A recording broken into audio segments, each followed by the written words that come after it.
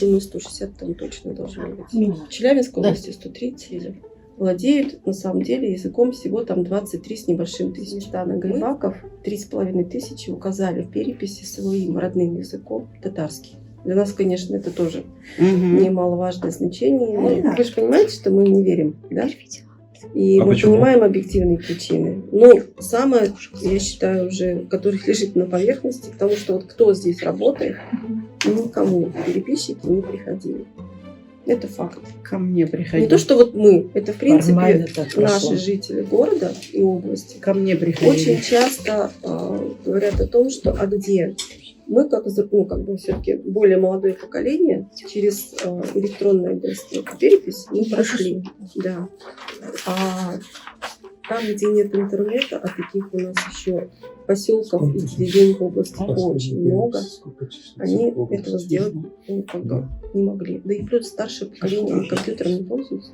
Вот когда мы смотрели результаты переписи по владению родным языком, получается, из почти 130 тысяч татар, живущих в Челябинской области, по статистике, ту, которую мы получили, владеют на самом деле языком всего там 23 с небольшим тысяч.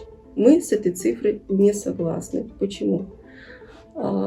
Помните, как складывались вопросы, как были сформированы вопросы, да, по владению языком? Там были указаны уровни владения, да, то есть понимаю, понимаю, говорю, понимаю, читаю, говорю, понимаю, пишу, говорю. Вот. А сюда вошли ответы только если человек говорил, что он полностью владеет языком.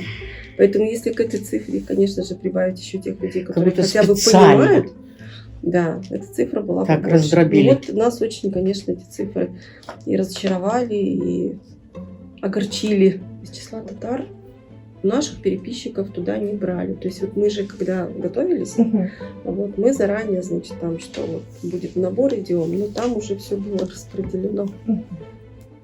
То есть наших людей вот именно конгрессовских не было.